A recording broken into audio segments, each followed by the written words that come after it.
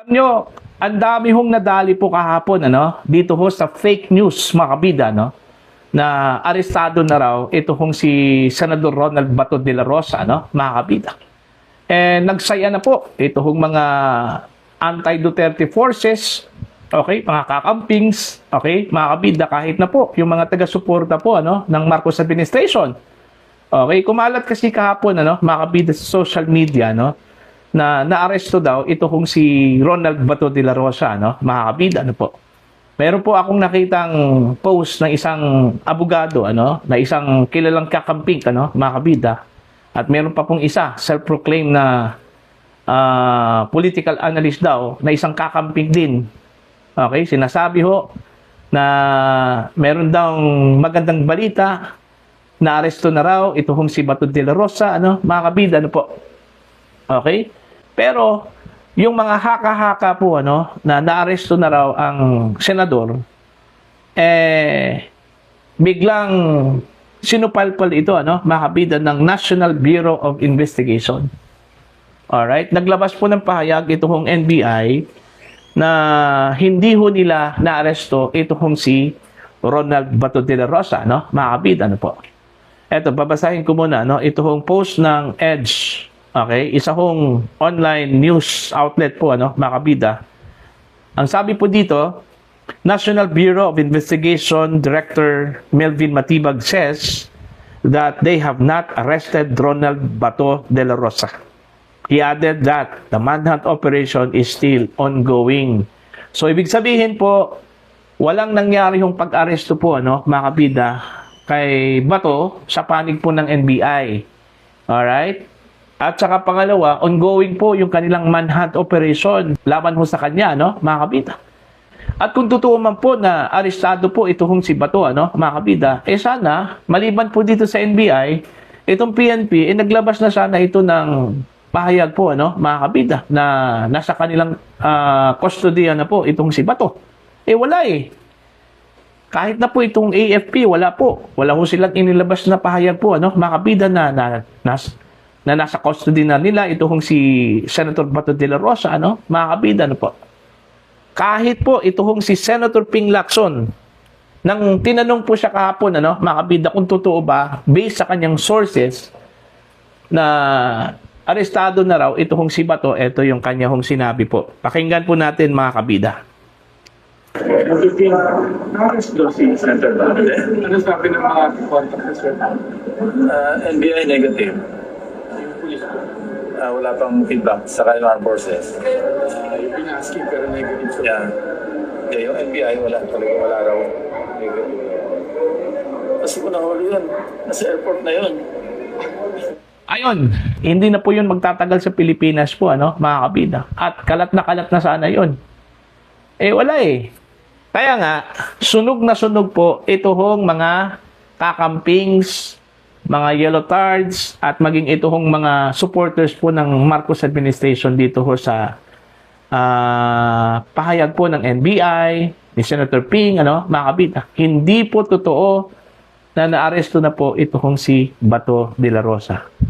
Kaya yung kanila hong saya, yung kanila hong excitement, mga kabida, napalitan po ng frustration, lungkot, mga kabida. At muntik na pong umiyak ito hong mga anti-Duterte forces po, na nagsaya po kahapon, at lumulundag po sa saya, mga kabida, dahil nahuli na raw ito hong si Bato de la Rosa, Okay?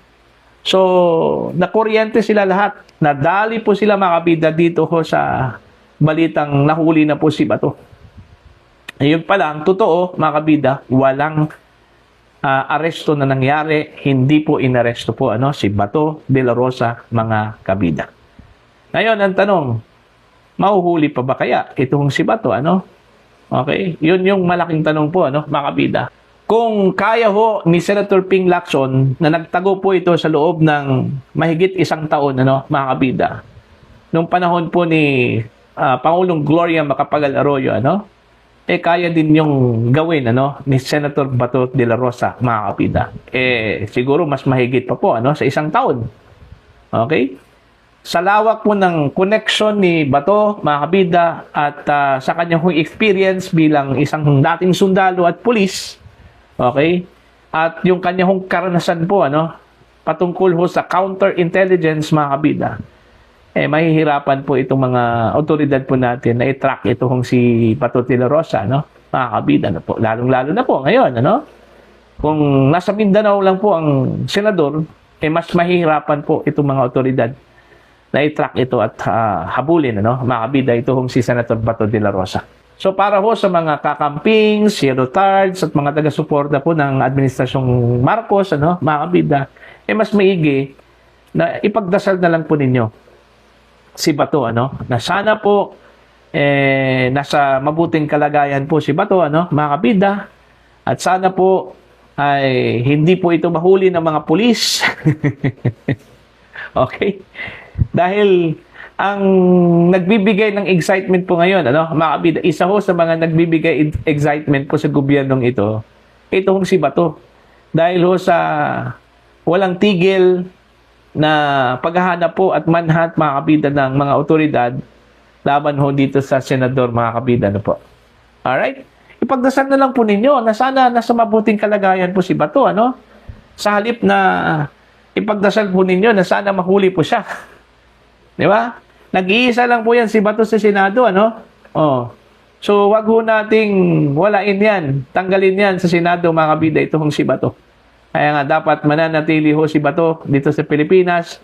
Kasi the moment na mahuhuli ito, mga kabida, at maaresto ito, sigurado po tayo na dadalhin po ito sa dahig. Kagaya ho sa ginawa po nila, mga kabida, kay dating Pangulong Rodrigo Roa Duterte, po. Kahit na po itong abogado po ni Bato, na si Attorney Bobet Torion, mga kabida, wala hong nakarating sa kanya, mga kabida, na arestado na po yung kanyang kliyente. Alright? Kasi kung tutuusin po, kung meron man pong unang makakalam dyan, mga kabida, mismo yung abogado po ni Bato, mga kabida, wala So, ibig sabihin po, hindi totoo, mga kabida, yung balita na arestado na po itong si Bato. Meron lang sigurong nagpakalat po, sa balitang yan, mga kabida, hindi natin alam kung kaninong panig po, yellow tards, pinklawan, mga kabida, even DDS, pwede ding gawin yan, mga kabida, para lang po, lituhin itong mga kalaban po nila, mga kabida, po.